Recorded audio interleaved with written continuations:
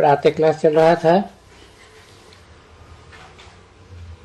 16 दिसंबर 1968। दूसरे पेज के मध्य में बात चल रही थी। इस दुनिया में ये रियलाइज कौन कराता है कि हम आत्मा हैं।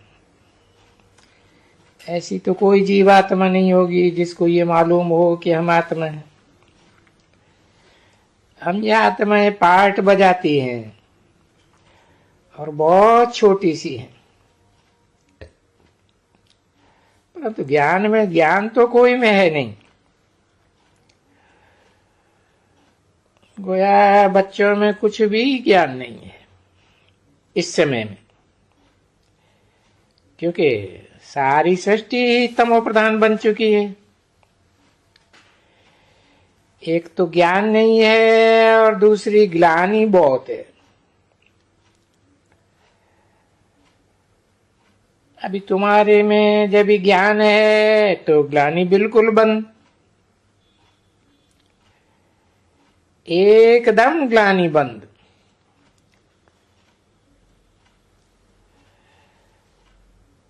बाप की अभी तुमको वो बुद्धि में आया कि क्या हम आत्मा अपने बाप की बहुत ग्लानि करते आए हैं। अरे बहुत, आधा कल्प हमने ग्लानि की है। तो जितनी जितनी ग्लानि करते जाते हैं उतने उतने दूर होते जाते हैं। ब्रॉड ड्रामा में भी ऐसे ही चलता है, शूटिंग पीरियड में भी ऐसे ही चलता है।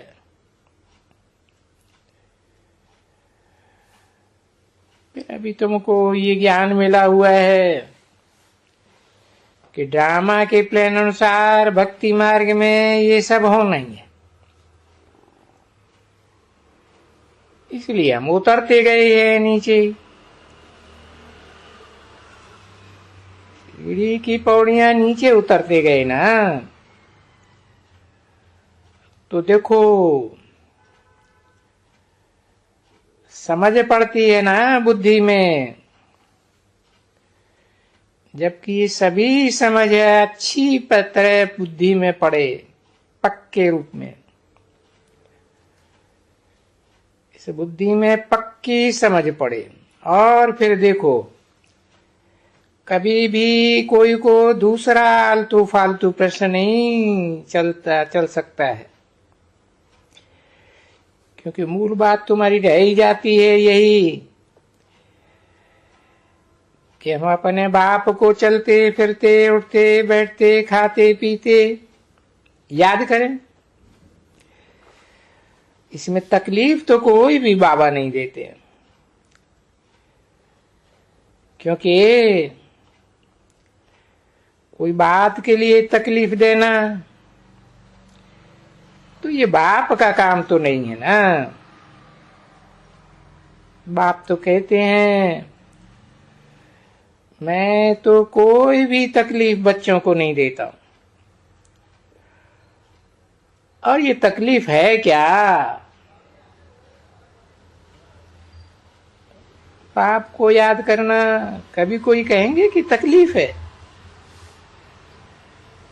बच्चे जो बाप के बच्चे बनते हैं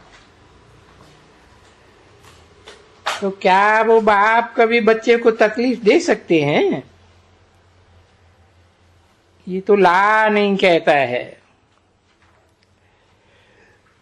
तो बाप कहते हैं मैं तो बच्चों को कोई तकलीफ नहीं देता।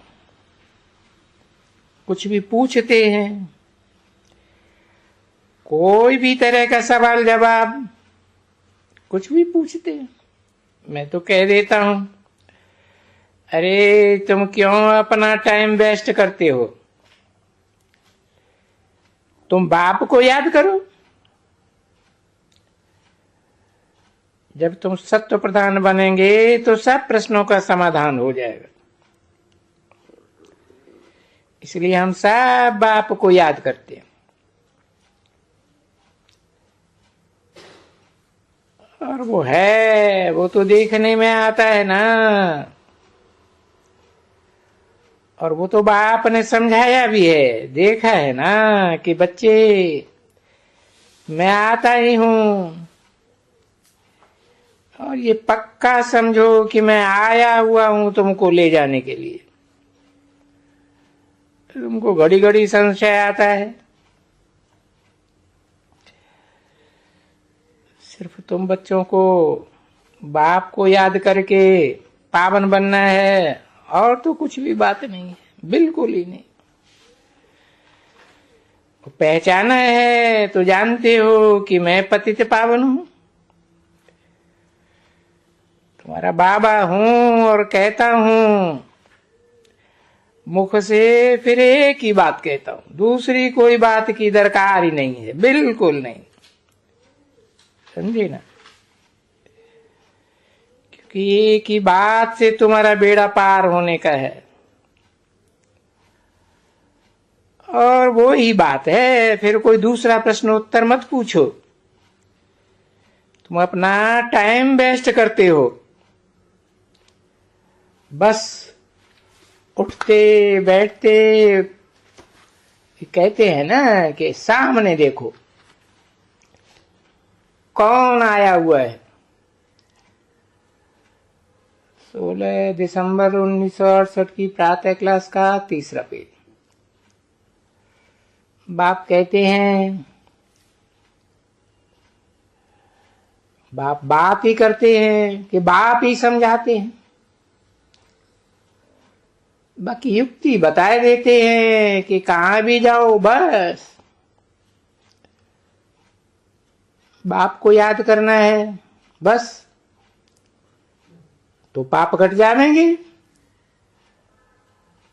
और 84 जन्मों का हिसाब तो बाप ने अच्छी तरह समझा ही दिया है। इस 84 का चक्कर का हिसाब है, और फिर चक्कर को भी कहना छोड़ करके फिर भी कह देते हैं मुझे याद करो, जिसके लिए तुमने मुझे बुलाया है तो याद करो। तो अभी ये है अपनी जांच करना कि कहां तक हम बाप को याद करने योग्य बने हैं, और कोई तरफ में विचार तो नहीं करना है, बस चलते चलते, क्योंकि यह है मोस्ट इजी चीज बच्चों के लिए, बाप को याद करने की। बच्चा पैदा होगा, जब थोड़ा भी आर्गन से बड़ा होता है तो देखो ऑटोमेटिकली माँ को और बाप को याद कर लेते हैं। अरे बाप तो यूं तो यहाँ ऑटोमेटिकली हम आत्माएं हैं और बाप के बच्चे, बस हम बाप के बच्चे हैं। तो हमको क्यों याद करना है? क्योंकि याद करने से हमारा जो पाप जन्म जन्मांतर के चढ़ गए हैं, जिन पापों के कारण हम दुख भोगते हैं, वो खत्म हो जाने हैं। और तो कोई बात ही नहीं है ना। इसके लिए इसका गायन ही है कि 1 सेकंड में जीवन मुक्ति, मुक्ति और जीवन मुक्ति। और जीवन मुक्ति है पढ़ाई के ऊपर, सारा मदार पढ़ाई के ऊपर जीवन मुक्ति रखती है। और मुक्ति है याद के ऊपर, तो सिर्फ याद करो। जितना याद करोगे इतना ऊंचे नंबर में मुक्ति पाओगे। तो देखो हर बात में, कोई भी हालत में धंधा करते रहो। बाप कोई मना नहीं करते हैं। धंधा भी तो बच्चों को याद पड़ता है ना। सारा दिन और सारी रात जो धंधा शुरू करते हैं उनको याद करते रहते हैं। अरे पर ये भी तो धंधा है ना। बाप धंधा देते हैं कि तुम आत्मा हो और अपन को आत्मा समझो और मुझे याद करो। ये धंधा दिया हुआ है। और फिर जबकि बेहद के बाप ने ये धंधा दिया है, चक्कर को याद करो, 84 के चक्कर को, तो पहले से ही कह देते हैं ना, ये पुराना चोला है तुम्हारा, मुझे याद करेंगे तो सतो प्रधान बनेंगे। अच्छा, ये भी ऑटोमेटिकली जानते हो कि हमको नया चोला जरूर मिलेगा, क्योंकि तंत्र याद रखना है अपने पास, जिससे बहुत फायदा हो जाएगा। जैसे स्कूल में बहुत सब्जेक्ट्स होती हैं, फिर ये जो भी इंग्लिश पढ़ाते हैं या कोई भी लैंग्वेज में समझते हैं कि भाई ये इसकी मार्क्स इस सब्जेक्ट में अच्छी है, अच्छी मार्क्स मिलती है, क्योंकि आज की दुनिया में अंग्रेजी बगैर तो काम ही नहीं चलता है, बात ही नहीं कर सकते हैं, क्योंकि अंग्रेजी है लैंग्वेज जिससे सारी दुनिया की आत्माएं समझ सकती हैं, और जिस लैंग्वेज से हम दुनिया के किसी भी व्यक्ति से बात कर सकते हैं। वो तो बात ठीक है, मगर लैंग्वेज और वो लैंग्वेज, क्यों वो लैंग्वेज इतनी बढ़ गई? क्योंकि उनका राज्य आ गया। अभी तलक भी उनका जैसे कि राज ही समझना चाहिए, ऐसे नहीं कि हम भारतवासियों का राज्य है, नहीं, हम कर्जदार हैं उनके। अब कर्जदार है, क्योंकि इसमें लज्जा भी तो आनी चाहिए ना, क्यों हम कर्जदार बने? देखो, इस बात में तुम बच्चों को लज्जा आनी चाहिए ना। तो बच्चे जो भी है यहाँ, अरे भले कितने भी धनवान हो, पर तुम्हारी बुद्धि में तो ये बात है ना, ये हमारी जो राजधानी के हेड्स हैं, फिर उनको राजा रानी कहो या प्रेसिडेंट प्राइम मिनिस्टर कहो, है तो सब कर्जदार ना। तो हम कर्जदार हैं और हम भारत के मालिक हैं, हम भारतवासी हैं, तो हम कर्जदार हैं। अरे ऐसे ही कहेंगे ना, जो भी रईस साहूकार होंगे सभी कहेंगे कि हम भारतवासी। ये विलायतवासी, हम कर्जदार हैं। तो ये समझ होनी चाहिए ना बच्चे। तो ये कोई बच्चों को इतना युक्ति से नहीं समझ में आता है, पर फिर भी समझते तो हो ना, आगे पीछे समझ तो जाते हो। जबकि ये बादशाही तुम स्थापन कर रहे हो, और अभी ये तुम जानते हो कि हम अभी ये कर्ज से छूट करके बहुत सालवेंट बन जाएंगे,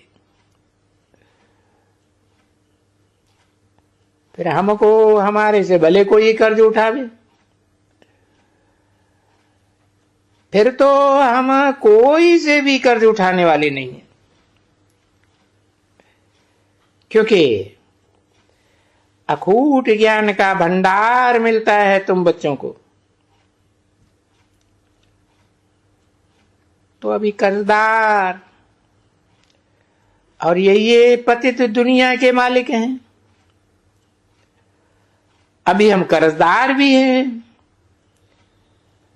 पतित दुनिया के मालिक भी हैं। ऐसे कहेंगे ना बच्ची सभी। ये हमारा भारत देश है और हमारा भारत सबसे अच्छा देश है। बड़े गीत गाते रहते हैं ना। तो अभी तुमको क्यों ये याद पड़ता है? क्योंकि तुम अभी जान गए हो कि हम बहुत साहूकार थे। हम परिस्तानी परिजात और परिजादिया थी, विश्व के मालिक थे। अभी ये बच्चों को याद रहता है ना कि हम ऐसे ऐसे थे, सारे विश्व के मालिक। उस समय कर्जदारी का तो नाम निशान भी नहीं था एकदम।